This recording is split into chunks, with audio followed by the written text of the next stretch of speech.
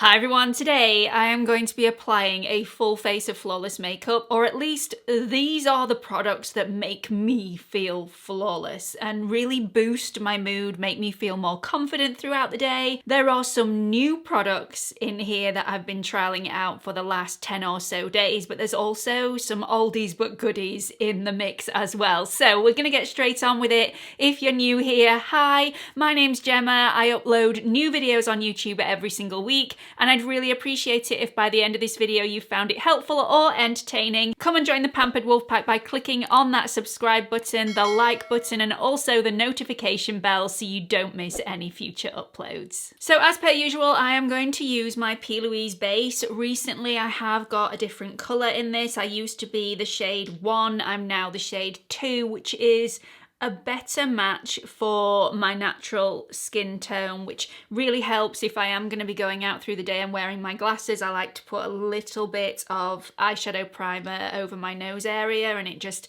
helps if it's my natural skin tone to blend it in with my foundation. So I'm just going to pop a little bit of this on my eyelids. This is super thick and creamy but very easy to blend, cancels out all my discoloration. It's just an amazing primer. Then I'm going to take my The Super Nudes Easy Eye palette from Charlotte Tilbury. This is the palette that I tend to gravitate towards when I don't want any sparkle. This is such a universal, really good quality, neutrals, everyday palette. It's incredibly safe. So when I want that classy, flawless look, this is the palette that I go for. I'm going to take my Refa 27 brush, which is a really fluffy brush, go into this taupey shade here, pack that on the brush and start on the outer edge and just buff that into the crease. Then I'm going to take the same shade, the same fluffy brush, and bring that down onto the lid.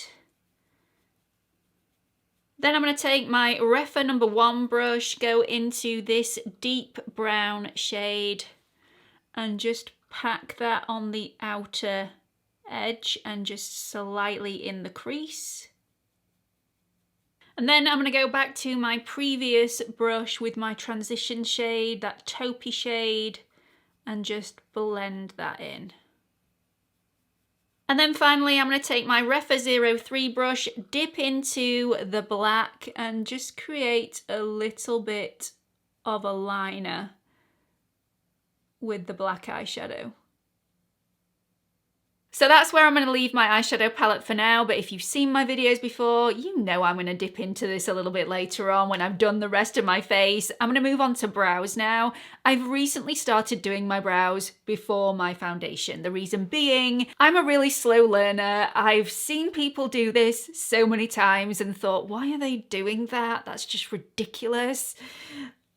Turns out it's not that ridiculous. If you use a clear brow gel to style your brows, you don't want your clear brow gel to discolor over time because it's mixing in with your foundation that you've already applied. So I'm doing my brows first to avoid that from happening. The brow gel that I'm using is a new one to me. I have tried and tested this out for the last 10 or so days. It is epic. It is unbelievable. This is hands down the best brow gel I have ever tried. I've tried a lot. It's from Makeup by Mario and it's the Master Hold Brow Gel. I love it. I love the wand that you apply this with. I love the product, and most importantly, I love how it holds my brows in place. So I've seen how he actually applies the product and he brushes all the brows in the opposite direction and really cakes that brow gel on, and then he waits a couple of seconds and then goes in with more product and brushes them in the right direction to style them, and that way you will not get any movement throughout the day. You could go out in force 9 gales and your brows will still be perfection when you return. Look very silly at the moment, but I'm used to that. Then get some more product and style them. Look at the hold. This is just unbelievable stuff. If you want that extra level of security, you can then press it down with your fingers. Sometimes I do this, sometimes I don't. You get the same level of hold, it's just a slightly different look. So this dries down really quickly. It also doesn't leave a sheen on the skin around your brows. It doesn't leave any white residue. It doesn't leave any tackiness. Love it. I can't speak highly enough of it, and I feel like I've tried it out enough before I've shared my feelings with you, because I've made that mistake before where I've loved a product and then a few days down the line it's just completely turned on me and I have to retract my statement. But by then you've already been and bought it. You can go and buy this knowing that it's got my seal of approval. I love it. I love it. So I'm then going to fill in the brows using the NYX Lift and Snatch. You've all seen me use this plenty of times before. Little bit of a tip for you, don't start filling in your brows from the front, because your brow pen is full of product when you first start filling your brows in. So you don't want the heaviest bit to be at the front, you want the lightest bit to be at the front. So I always like to start mid-brow, work my way across, and then finally go in and do the front of the brow. Moving on to another new favourite, this is the Rare Beauty bronzer stick. I've gone for the shade Happy Sol, which is not the fairest shade. The fairest shade looked a little too warm for me, and I prefer slightly cooler or neutral toned bronzers, and this one, although it's deeper in shade, seemed to fit the purpose. So I'm going to apply this underneath my foundation because, well, I want to. But I also feel like it gives the most beautiful look when you apply it underneath. It's seamless. It's just really beautiful. I'm just going to apply this where I would apply my bronzer. I think that should do it. And then I'm going to go in with my foundation. The foundation that I'm using is also a new favourite. It's so lovely on the skin. This is the new DIOR Forever Matte. They changed the formula of this to make it a clean product. You know what I feel about this whole clean concept. It's just a marketing ploy, but I do like the finish of this foundation. It's definitely not a flat matte. It's a lovely skin-like matte, which is why I love it so much. So I'm judging this on the foundation itself, not on the whole clean malarkey. Oh.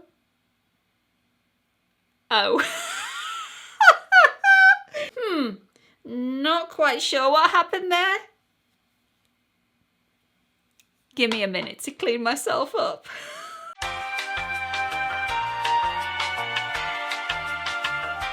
Okay, so the cleanup operation wasn't 100% successful, but we're gonna roll with it. Flawless face of makeup, not so much flawless clothing. Let's try this again.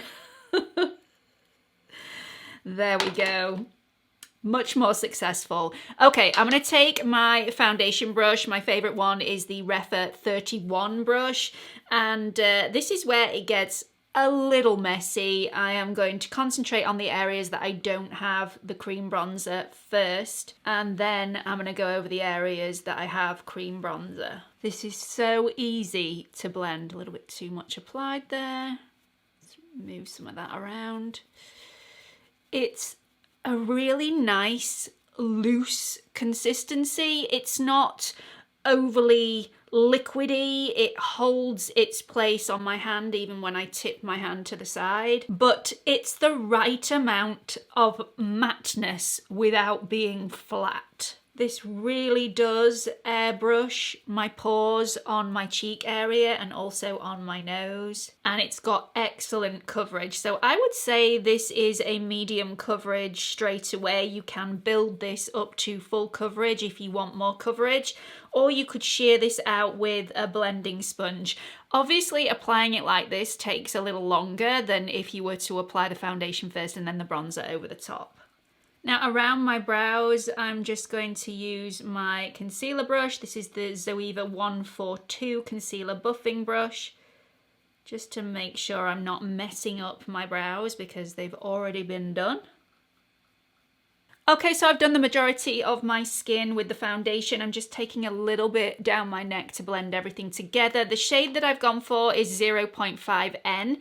Usually I will be 0N in Dior foundations, but I've always found with the matte foundations from Dior, they're slightly fairer in tone. So I've gone for 0.5N. I think it's a really good colour match for me. So if you are my shade twin, this is the one to go for. Also find that it doesn't oxidize throughout the day. It looks really beautiful. This has airbrushed my pores, my texture, hasn't sat in my dryness around my mouth, which I'm really pleased about. This also doesn't creep into my fine lines, and from past experience I know this is going to last on my skin all day. It's just going to look slightly dewier as the day goes on, which I also like, but this will not look greasy on my skin. I know that from experience.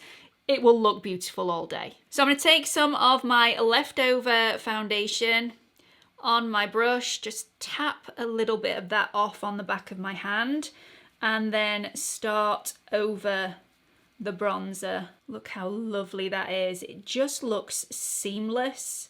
So I'm just going to blend this out into my hairline with the aid of the foundation and the brush. Now this has been on my skin now for a considerable amount of time because, you know, I had the whole cleanup operation that I needed to do, and it's still very easy to blend. This is such a creamy product.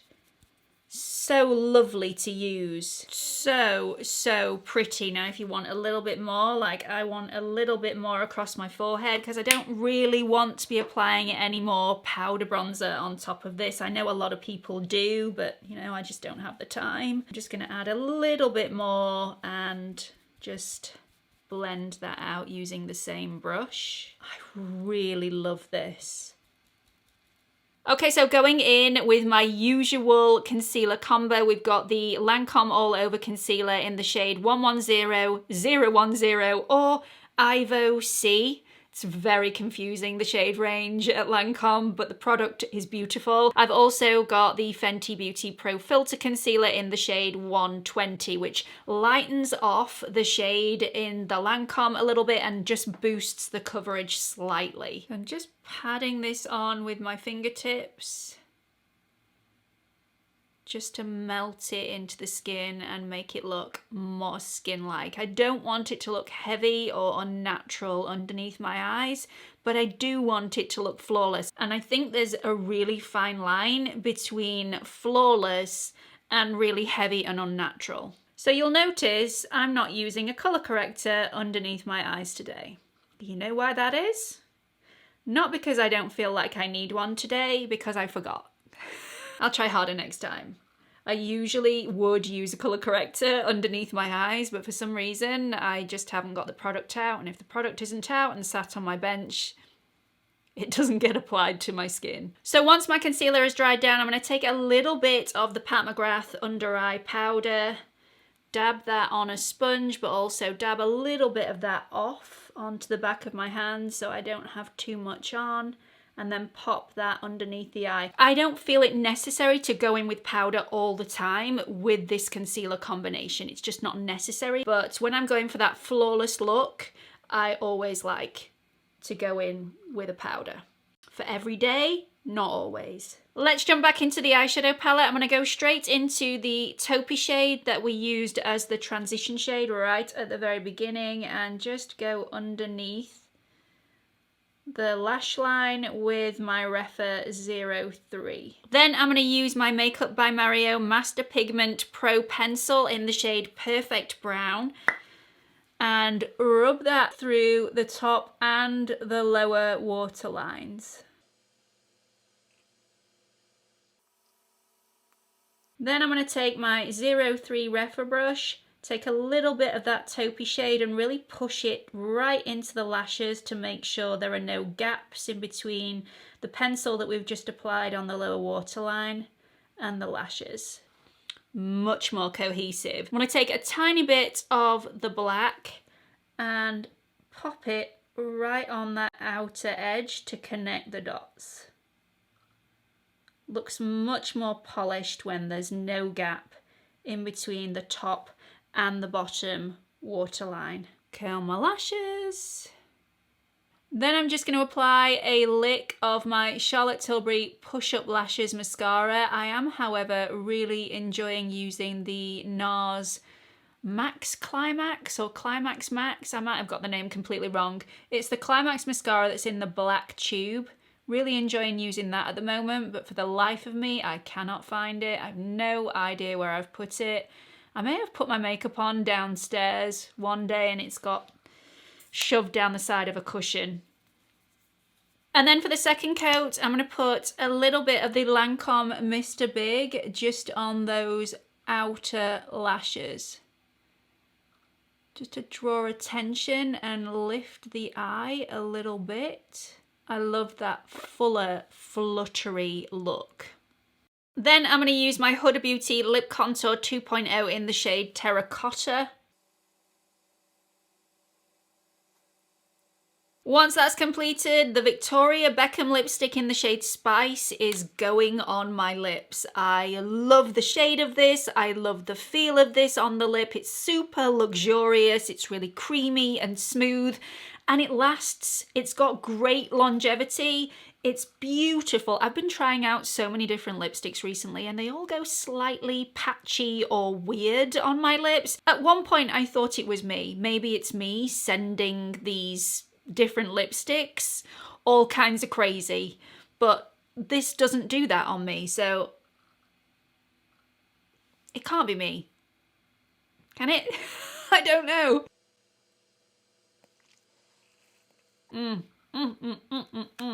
Moving on to finishing touches, we've got the Pat McGrath Divine Blush in the shade Desert Orchid.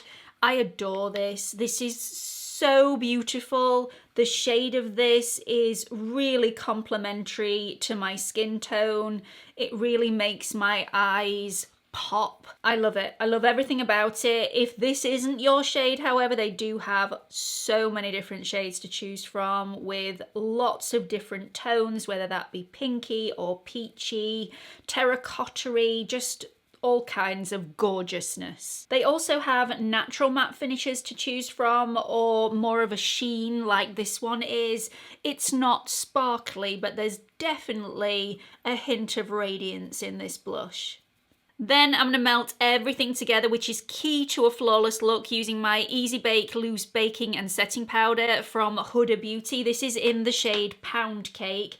I've tipped a little bit into the lid, and then I'm going to take my Refa 30 brush, which is really fluffy, and I'm just going to buff that into my skin. My mum turned up at my house the other day and I said, wow, your skin looks amazing. What have you done? What are you using? And she'd done this technique. It makes the world of difference. It really does. Just blends everything together, makes everything seamless. Look how flawless that is just by buffing a little bit of the setting powder into the skin using very little pressure. It makes such a big difference. If you are worried about using powder on your skin by having that powdery finish on the surface of the skin, this powder definitely doesn't give you a powdery finish. It is very, very skin-like, but you can get rid of any powdery residue using a setting spray. The one that I'm going to be using is the NYX Matte Finish setting spray. I don't find this overly matte. This definitely doesn't dry out my skin. It just gives you a slightly lesser sheen than any other setting sprays that I've tried will give me. So no more pretentious wafting for me. I've got the Nimya fan, top setting. This may not be pretentious wafting, but we're having smug fanning today. Very smug.